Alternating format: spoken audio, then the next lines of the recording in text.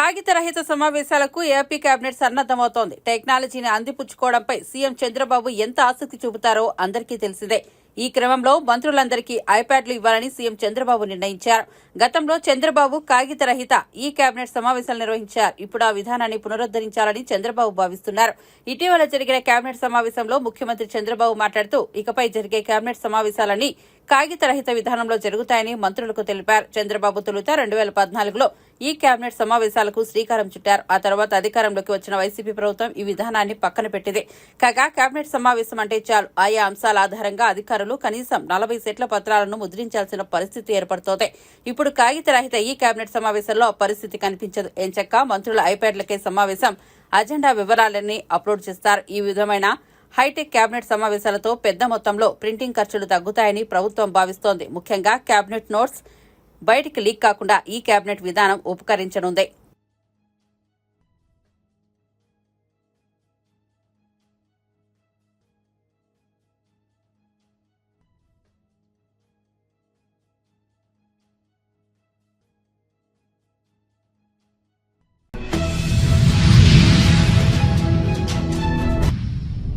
రంగారెడ్డి జిల్లా joint collector MV Bhupal Reddy 8 లక్షల లంచం తీసుకుంటూ రెడ్ హ్యాండెడ్ గా దొరికిపోయారు. జాయింట్ కలెక్టర్ ఎంవి భూపాల్ రెడ్డితో పాటు senior assistant Y Madan Mohan రెడ్డిని లంచం వ్యవహారంలో వలపన్ని అరెస్టు చేసినట్లు ఏసీబీ డైరెక్టర్ సివి ఆనంద్ వెల్లడించారు. ధరణి పోర్టల్లోని నిషేధిత భూముల జాబితా నుంచి 14 కుంటల భూమిని తొలగించడానికి వారు 8 లక్షల లంచం తీసుకుంటుండగా ఏసీబీ అధికారులు పక్కా సమాచారంతో దాడి చేసి జాయింట్ కలెక్టర్ భూపాల్ రెడ్డిని సీనియర్ అసిస్టెంట్ మదన్ మోహన్ రెడ్డిని అదుపులోకి తీసుకున్నారు. వారిద్దరూ పట్టుబడకుండా లంచం తీసుకోవడానికి అనేక జాగ్రత్తలు తీసుకున్నారని, కానీ వారి ఎత్తుగడలను తాము చిత్తు చేశామని ఏసీబీ డైరెక్టర్ సివి ఆనంద్ తెలిపారు.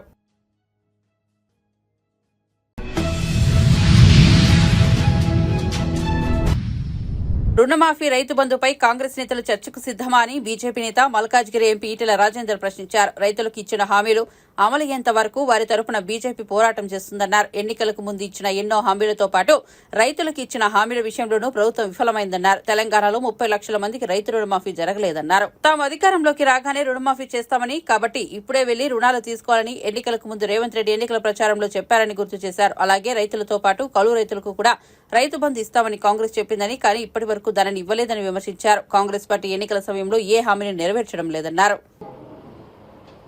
పెద్ద ఎత్తున ప్రచారం చేసుకొని అదో పండుగలాగా ఎవరు చేయనట్టుగా ఈయన మాత్రమే చేస్తున్నట్టుగా రైతాంగం మొత్తం ఒకసారి ఆత్మహత్యలు ఆగినట్టుగా రైతాంగానికి మొత్తం ఏదో ఎలుగబెట్టినట్టుగా చెప్పుకొని దీన్ని నెల రోజులలో చేస్తా.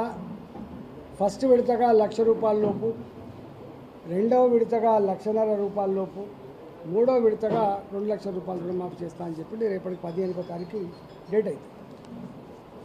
ఈ మొట్టమొదటి ₹1,00,000 లోపు రుణమాఫీ 11,50,000 మందికి అందాదగా 11,50,000 మందికి రుణమాఫీ చేసింది. వీళ్ళు ఇచ్చింది 6,095 కోట్లు. జనరల్గా తెలంగాణలో చిన్న కమతాలు ఉంటాయి, ఎకరం 2 ఎకరాలు 3 ఎకరాల ఫార్మర్లు ఎక్కువ ఉంటారు. నంబర్ ఆఫ్ ఫార్మర్స్ అంతా కూడా ఇక్కడే ఉంటారు. అంటే వీళ్ళు 6,095 కోట్ల రూపాయలు ఇచ్చింది 11,50,000 ఫార్మర్లకు ఇచ్చింది. ఆ తదుపరి రెండో విడతగా 1,49,000 లోపు, 1,50,000 కూడా కాదు, 1,49,000 వరకు మళ్ళీ వీళ్ళు ఇచ్చింది ఇంకొక 6,000 కోట్లు. ఫార్మర్ సంఖ్య 6 లక్షలు. అంటే ఈ 6 లక్షలు ప్లస్ ఈ 11.5 లక్షలు దాదాపు 18 లక్షలు, కొంచెం తక్కువ 18 లక్షల మందికి 1,49,000 లోపున్న రుణాలకు వీళ్ళు పే చేసిన డబ్బు 12,095 కోట్లు, 12,100 కోట్లు. అంటే వీళ్ళు చెప్పిన 49 లక్షలలో కూడా ఇప్పటి వరకు వీళ్ళు 2 విడతలుగా ఇచ్చింది 18 లక్షల లోపు మాత్రమే. అంటే ఇంకొక 31 లక్షల మంది ఫార్మర్లకు వీళ్ళు రుణమాఫీ చేయాలి. కానీ 1,50,000 నుంచి మొదలుపెట్టి 2 లక్షల వరకు నాకు తెలిసి 6 లక్షల ఫార్మర్స్కి ఉండే ఆస్కారం లేదు. పైకి పోతున్నా కూడా తగ్గుతుంది. ₹1,00,000 లోపు అయితేనేమో 11 లక్షల 11.5 లక్షల మంది వచ్చారు.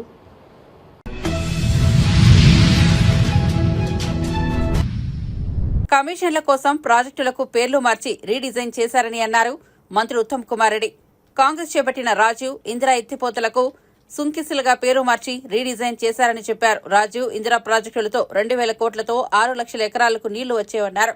19,000 కోట్లతో సీతారామ నిర్మించారని, కమిషన్ల కకృతితో సీతారామ ఎస్టిమేషన్ను పెంచారని ఆరోపించారు ఉత్తమ్. ముఖ్యమంత్రి గారి ద్వారా సీతారామ లిఫ్ట్ ఇరిగేషన్ ప్రాజెక్టు పంపుల స్విచ్ ఆన్ కార్యక్రమం మేము ఏర్పాటు చేసుకుని ముందుకు పోతున్నాం. మరో విషయం నేను మీకు మనవి చేస్తున్నా, ఈ ప్రాజెక్ట్ విషయంలో కొంత బ్యాక్గ్రౌండ్, కొంత పూర్వ వివరాలు కూడా తెలియజేయాలనుకుంటున్నా. ఎందుకంటే టిఆర్ఎస్ పార్టీ పెద్దలు వాళ్ళ హయాంలో ఇరిగేషన్ శాఖ అని, ఇరిగేషన్ ప్రాజెక్ట్ ని నాశనం చేయడమే కాకుండా మేము దాన్ని సరి చేయడానికి ప్రయత్నం చేస్తుంటే ప్రజల్లో ఒక గ్లోబల్స్ ప్రచారం తీసుకుపోయే నిరంతర ప్రయత్నం. నేను మళ్ళీ చెప్తున్నాను, సీతారామ లిఫ్ట్ ఇరిగేషన్ ప్రాజెక్టు 15వ తారీఖున స్వాతంత్ర దిన సందర్భంగా ముఖ్యమంత్రి రేవంత్ రెడ్డి గారి ద్వారా అక్కడ 3 పంపులు కూడా ఆన్ చేయబోతున్నాము. మేము ఈ ప్రాజెక్ట్ ని 15th ఆగస్ట్ 2026 కి పూర్తి స్థాయిలో కంప్లీట్ చేయబోతున్నాము. ఇది మా ప్లాన్. నేను మొదటి నుంచి కూడా ఇదే ఫిగర్స్, ఇదే విషయాలు మాట్లాడుతున్నాను. మేము డిసెంబర్ 7th 2023 ప్రమాణ స్వీకారం చేసాం. గత 7 నెలలుగా అందులో 3 నెలలు మోడల్ కోడ్ ఆఫ్ కండక్ట్ లో పోయింది. మాకున్న ఈ తక్కువ సమయంలో ఇరిగేషన్ శాఖని గాడిలో పెట్టడానికి, కొంత సిస్టమ్స్ తీసుకురావడానికి, కొంత ప్రయారిటైజ్ చేసి ప్రాజెక్ట్స్ ని ఒక క్రమబద్ధీకరించి సిస్టమేటిక్ గా ముందు పోవాలని నేను చూస్తుంటే రకరకాల విమర్శలు. మీరు ఓవరాల్ ఇరిగేషన్ సెక్టర్ ఒకసారి గమనిస్తే 10 ఏళ్ల బీఆర్ఎస్ ప్రభుత్వంలో 1.81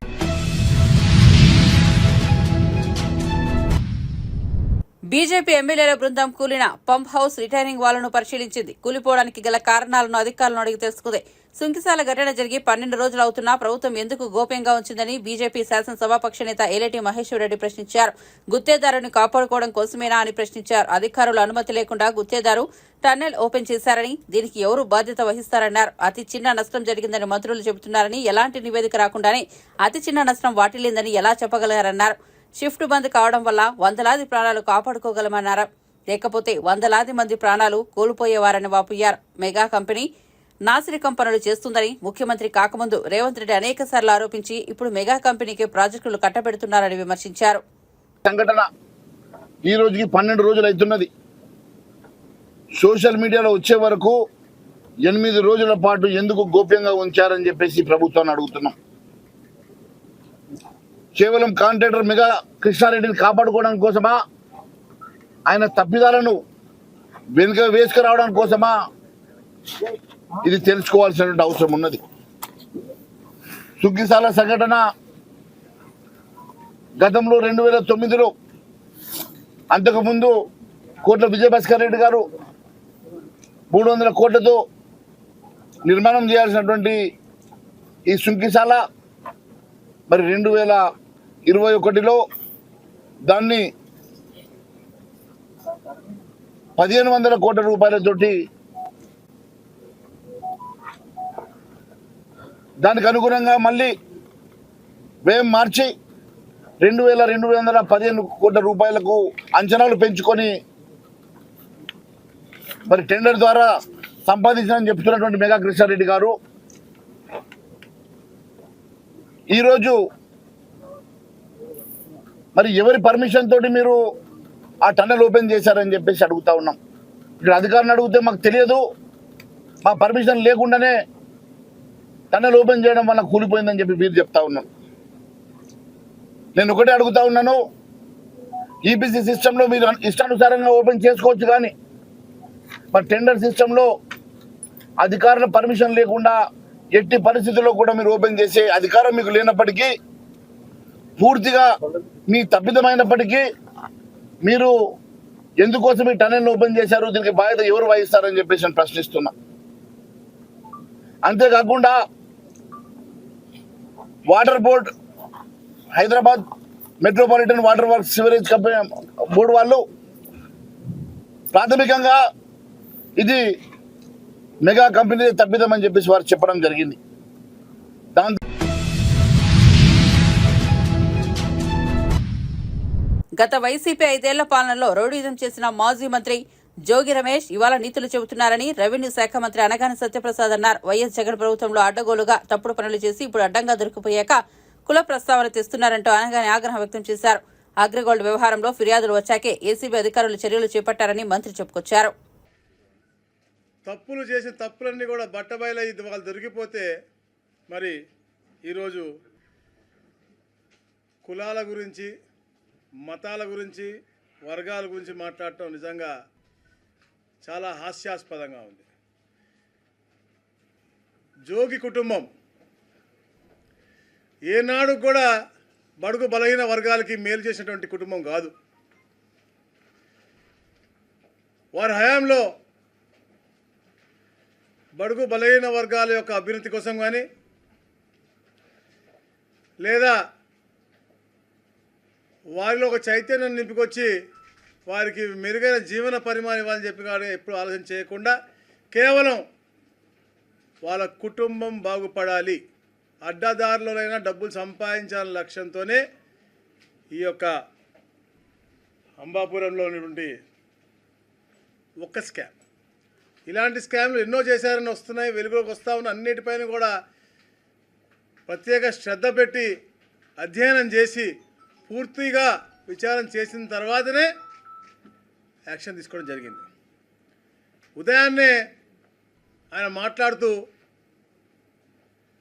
నోటికి వచ్చినాడు అంటే ఇంకా కూడా అబద్ధాలు, ఎందుకంటే అబద్ధాల పునాదిలో పుట్టినటువంటి పార్టీ కాబట్టి, ఆ ట్రైనింగ్ అయినటువంటి పార్టీ కాబట్టి అసలు ఎక్కడ కూడా ఏం చేయలేదు నిరూపిస్తారా అడుగుతారు. తప్పకుండా చర్చకు ఎక్కడికన్నా కూడా, ఎందుకంటే ఆల్రెడీ మా అధికారులందరూ కూడా మీతో చర్చించే కేసు పెట్టడం జరిగింది. ఏదైతే ఒక అగ్రిగోల్డ్ యజమాని పెట్టు కేసు మీద అవ్వచ్చు, డబుల్ రిజిస్ట్రేషన్ అవ్వచ్చు, మీరు చేసుకున్నటువంటి రాటిఫికేషన్ డీడ్ మీద ఉన్నటువంటి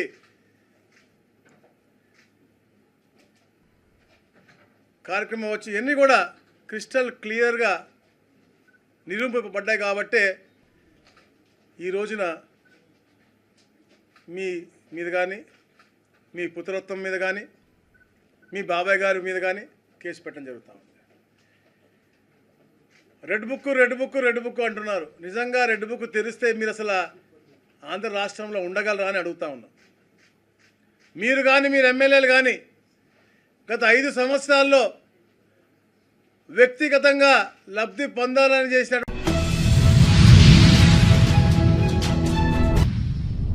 అంబాపురం అగ్రిగోల్డ్ వ్యవహారంలో ఏసీబీ అధికారులు మాజీ మంత్రి జోగి రమేష్ తనయుడు జోగి రాజీవ్ను అరెస్ట్ చేసిన సంగతి తెలిసిందే. ఈ కేసుకు సంబంధించి ఏసీబీ అదనపు ఎస్పీ సౌమ్యలత మీడియా సమావేశం నిర్వహించారు. ఈ సందర్భంగా ఆమె మాట్లాడుతూ అగ్రిగోల్డ్ భూముల వ్యవహారంలో జోగి రమేష్ పాత్ర ఉన్నట్టు నిర్ధారణ అయితే ఆయనపైన కేసు నమోదు చేస్తామని స్పష్టం చేశారు. అగ్రిగోల్డ్ భూముల వ్యవహారంలో అవకతవకలు జరిగాయని తెలిపారు. ఈ కేసులో జోగి రాజీవ్ను సర్వేయర్ రమేష్ ను అరెస్ట్ చేశామని చెప్పారు. అగ్రిగోల్డ్ భూముల సర్వే నెంబర్ను మార్చారని, పీసీ యాక్ట్ కింద కేసులు నమోదు చేశామని వెల్లడించారు. అగ్రిగోల్డ్ ఆస్తులు సిఐడి అటాచ్మెంట్లోనే ఉన్నాయని, ఈ వ్యవహారానికి సంబంధించి సిఐడి అధికారుల నివేదిక కూడా పరిశీలిస్తామని సోమిలత పేర్కొన్నారు. అగ్రిగోల్డ్ భూముల కేసులో ప్రభుత్వ అధికారులు కూడా ఉన్నారని, సిఐడి, ఏసీబీ విచారణ నివేదికలను ఉన్నతాధికారులకు ఇస్తామని వివరించారు. వాళ్ళని దగ్గర నుంచి అటాచ్మెంట్ ఆర్డర్స్ అవి తెప్పించుకొని వాళ్ళు కూడా ఎఫ్ఐఆర్ అది తెప్పించుకొని అసలు వాళ్ళ కంటెంట్స్ ఏంటి, కేసులో కంటెంట్స్ ఏంటి అది తెప్పించుకొని ఫర్దర్గా ఇందులో వాళ్ళు ఎలా ప్రొసీడ్ అవుతారు వాళ్ళని అడుగుతాం. అడిగి వాళ్ళు ఏమైనా అంటే డీజీ గారు పర్మిషన్తో ఏమైనా క్లబ్ చేస్తారా లేకపోతే ఫర్దర్గా ఏంటి అనేది సుపీరియర్స్ పర్మిషన్ తీసుకునే వెళ్తాం. అందులోని ఇంకొకటి ఏంటంటే యాక్చువల్గా వాళ్ళు దేని మీద రిజిస్టర్ చేశారు, వాళ్ళ ఇంగ్రీడియంట్స్ ఏంటి, మేము రిజిస్టర్ చేసింది వాళ్ళు రిజిస్టర్ చేసింది ఒకటేనా వెరిఫై చేసుకోవాలి ముందు. యాక్చువల్గా మేము కట్టిన కేసులో ఇనీషియల్గా యాజ్ పర్ ఎంక్వైరీ రిపోర్ట్ 5 నిందితులు. ప్రస్తుతానికి 2 అరెస్ట్ చేసాము, అది కూడా ముందు ఫర్దర్గా చెప్తాము. 8 మంది పేర్లు బయటకు వచ్చారు. రూరల్ ఎంఆర్ఓ, రూరల్ రిజిస్టర్ పేర్లు. అంటే మీరు పేర్లు వచ్చాయి అంటే ఎలా వచ్చాయో మా నాకు తెలియదు. మా పేర్లు అయితే 5. మేమైతే ఇనీషియల్గా మా ఎఫ్ఐఆర్లో అయితే 5 పేర్లే ఉన్నాయి. మేము ఫర్దర్గా ఇన్వెస్టిగేషన్ బట్టి ఎవరెవరు ఇంక్లూడ్ అవుతారో అందరినీ ఇంక్లూడ్ చేస్తాం. అంటే యాక్చువల్గా ఫర్ ఇన్వెస్టిగేషన్ పర్పస్ పిలిపించాము. ఎవరైతే కేసులో అక్యూజ్డ్గా సైట్ అవుతారో అందరినీ ఫర్దర్గా యాజ్ పర్ ప్రొసీజర్ అరెస్ట్ చేస్తాం. అంటే ఫర్దర్ ఇన్వెస్టిగేషన్లో ఆయన పాత్ర ఉంది అంటే ఉంటుంది, ఆయన పాత్ర లేకపోతే ఆయన్ని ఇంక్లూడ్ చేయం.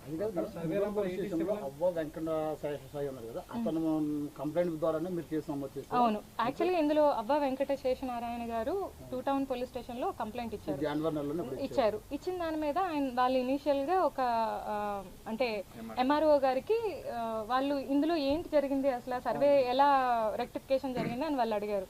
దాని మీద ఎంఆర్ఓ గారు ఒక రిపోర్ట్ ఇచ్చారు. ఆ రిపోర్ట్ని మాకు ఇందులో ఎంఆర్ఓ గారు ఇచ్చిన రిపోర్ట్లో వీళ్ళందరూ ఇన్వాల్వ్మెంట్ ఉంది, వీళ్ళందరూ పబ్లిక్ సర్వెంట్స్ కాబట్టి ఏసీబీ డీల్ చేసి ఎంక్వైరీ చేసి డీల్ చేస్తే ఫర్దర్గా ఉంటుంది. సబ్మిట్ చేశారు. బీఆర్ఎస్ హయాంలో సీతారామ కాలువలకు భూసేకరణ కూడా చేయలేదన్నారు ఉత్తమ్. సీడబ్ల్యూసీ పర్మిషన్ తామే తెచ్చామని కేటీఆర్ చెబుతున్నాడు. కానీ ఈ రోజు వరకు సీడబ్ల్యూసీ పర్మిషన్ పూర్తి స్థాయిలో రాలేదన్నారు. బీఆర్ఎస్వి అన్ని అబద్దపు ప్రచారాలేనని విమర్శించారు. కాంగ్రెస్ ప్రభుత్వం వచ్చాక సీతారామ ప్రాజెక్టు పనులను వేగవంతం చేశామన్నారు.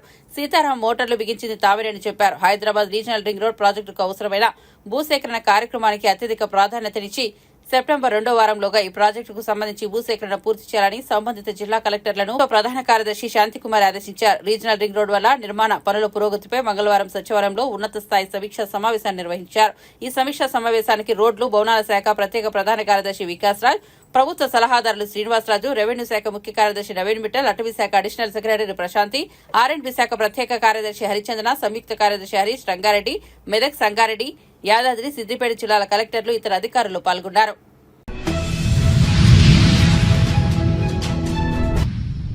ముఖ్యమంత్రి రేవంత్ రెడ్డి బృందం అమెరికా పర్యటనలపై బీఆర్ఎస్ దుష్ప్రచారం చేస్తోందని కాంగ్రెస్ నేతలు మండిపడ్డారు. అక్రమంగా సంపాదించిన సొమ్ముతో సోషల్ మీడియాలను పెంచి పోషిస్తున్నారని భువనగిరి ఎంపీ చామల కిరణ్ కుమార్ రెడ్డి ఆరోపించారు. ప్రజాస్వామ్యయుతంగా కొనసాగుతున్న కాంగ్రెస్ సర్కార్పై విమర్శలు చేయడం మాని సహకరించాలని పీసీసీ అధికార ప్రతినిధి జ్ఞానసుందర్ బీఆర్ఎస్ నేతలకు విజ్ఞప్తి చేశారు. రాష్ట్రం కోసం చిత్తశుద్దితో పనిచేస్తున్న సీఎంపై గులాబీ నేతలు సామాజిక మీడియా వేదికగా బురద చల్లే ప్రయత్నాలు చేస్తున్నారని వేములవాడ ఎమ్మెల్యే ప్రభుత్వ విప్ ఆది శ్రీనివాస్ ధ్వజమెత్తారు. విదేశీ పర్యటనల పేరుతో దుబాయ్ వెళ్లి సొంత పనులు చక్కబెట్టుకున్న మీతో రేవంత్ పోలిక అని ఎద్దేవా చేశారు. కేటీఆర్ ఇచ్చిన స్క్రిప్ట్ చదివి దిగజారవద్దని బీఆర్ఎస్ నేతలకు ఆది శ్రీనివాస్ సూచించారు. కాంగ్రెస్ ప్రభుత్వం ఇలాగే పనిచేస్తే తమ పని ఖతమవుతుందని బీఆర్ఎస్ నేతలు భయపడుతున్నారని ఆరోపించారు. ముఖ్యమంత్రి రేవంత్ రెడ్డి గారి బృందం అమెరికా పర్యటన విజయవంతమైనట్టుగా మీ అందరు చూస్తున్నారు. ఎందుకంటే దగ్గర 31,500 కోట్ల పెట్టుబడులు, 30,750 ఉద్యోగాలు వచ్చే విధంగా ఈ యొక్క పర్యటన అనేది జరిగింది. సో అనేక కంపెనీలు పెట్టుబడులు పెట్టడానికి ముందుకు రావడం జరిగింది. ముఖ్యంగా కాగ్నిజెంట్, వాల్ష్ కర్రా, ఆర్సీఎం,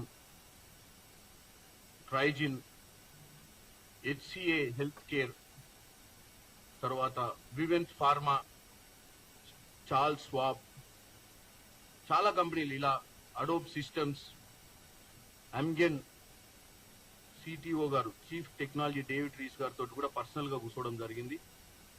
అలాగే ఈక్విటీ పార్ట్నర్షిప్ సిఇఓ గారు, సంస్థ సిఇఓ వెంకట్ బుసా గారితో కూడా సీఎం రేవంత్ రెడ్డి గారు పర్సనల్ గా కలవడం జరిగింది. అలాగే జాయిటిస్ కంపెనీ చీఫ్ ఇన్ఫర్మేషన్ ఆఫీసర్ గారితో కూడా కలిసి, అంటే ముఖ్యంగా రేవంత్ రెడ్డి గారి గురించి ఈ పర్యటనను చాలా మంది ఇక్కడ తప్పుగా వక్రీకరించి అక్కడ ఏం జరుగుతలేవు, సీరియస్నెస్ లేదు అనేది ఒకటి క్రియేట్ చేయడానికి ప్రయత్నం చేసి నేను ఒకటే చెప్పదలుచుకున్నా. రేవంత్ రెడ్డి గారు ముఖ్యమంత్రి అయ్యి తెలంగాణలో కాంగ్రెస్ ప్రభుత్వంలోకి వచ్చి 8 నెలలు. 8 నెలల్లో 3 నెలలు మనకు ఎన్నికల కోడ్లో ఆ రోజు ఏమి డెవలప్మెంట్ కార్యక్రమాలలో భాగస్వామ్యం తీసుకోలేని పరిస్థితి ఉండే మన మంత్రులది కానీ సీఎం గారు గారిది. ఇప్పుడు ఈ పర్యటనలలో మన ఐటీ శాఖ మంత్రివర్యులు శ్రీధర్ బాబు గారు, రేవంత్ రెడ్డి గారు గతంలో కూడా వచ్చిన 8 నెలల్లో రెండోసారి ఇది. ఇంతకుముందు జెనీవా పర్యటన చేసిరు, ఇప్పుడేమో యుఎస్కి వెళ్ళింది. ప్రయత్నం ప్రతి విషయాన్ని అంటే సెక్రటేరియట్ లో కూర్చొని ప్రగతి భవన్ ని ప్రజాభవన్ మార్చిన రోజు ఎల్బిన తిరుమల శ్రీవారిని సినీ నటి జాన్వీ కపూర్ దర్శించుకున్నారు. మంగళవారం వీఐపీ ప్రారంభ విరామ దర్శన సమయంలో ఆమె స్వామివారి సేవలో పాల్గొన్నారు. టీటీడీ అధికారులు జాన్వీకి స్వాగతం పలికి దర్శన ఏర్పాట్లు చేశారు. దర్శనం అనంతరం జాన్వీకి రంగనాయకుల మండపంలో పండితులు ఆశీర్వచనం చేసి స్వామివారి తీర్థ ప్రసాదాలను అందజేశారు.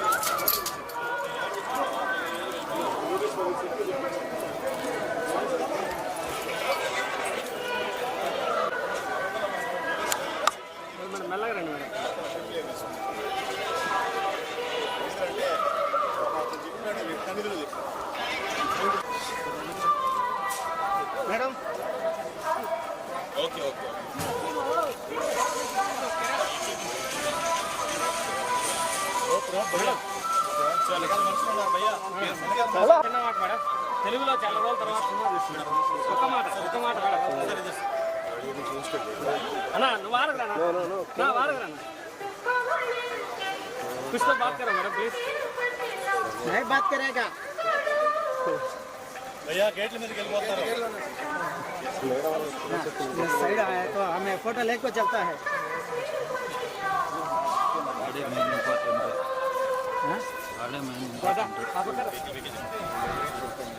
अंदर ताता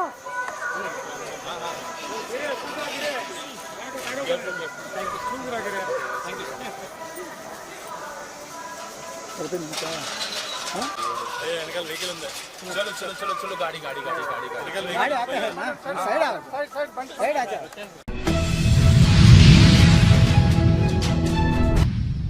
గుంటూరు జిల్లా నంబూరులోని వీవీఐటీ కళాశాలలో తంగలాన్ చిత్ర బృందం సందడి చేసింది. స్టార్ హీరో విక్రమ్ ప్రధాన పాత్రలో దర్శకుడు రంజిత్ రూపొందించిన తంగలాన్ ఈ నెల 15న ప్రపంచవ్యాప్తంగా విడుదల కానుంది. హీరోయిన్ మాలవిక మోహనన్, బ్రిటిష్ నటుడు డానియల్ తో కలిసి విక్రమ్ ప్రచార కార్యక్రమంలో పాల్గొన్నారు. విద్యార్థులతో కలిసి విక్రమ్ డాన్స్ చేస్తూ జోష్ నింపారు. ఈ సందర్భంగా విక్రమ్, మాలవిక, మోహనాన్ తో విద్యార్థులు సెల్ఫీలు దిగారు.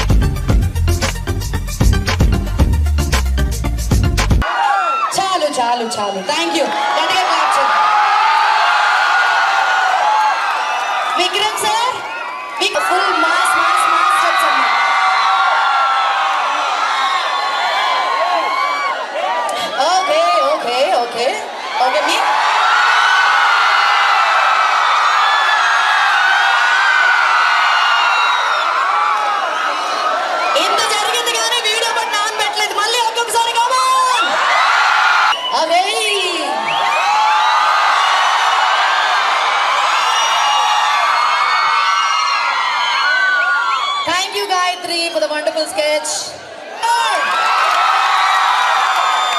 What's the toughest part of your life? Coming here and trying to impress you all. Trying to make you love us and accept us. Thank you very much. Toughest is every role. Every role is Janmam Kavali. My first time here, and what energy, man! So much energy, and so much love for us and for the one and only Jian Vikram. Our movie Tangalan is coming to you this Independence Day in 3 days, no? 3 days. August 15th. Please go watch it. And I hope you love the movie as much as we enjoyed making it.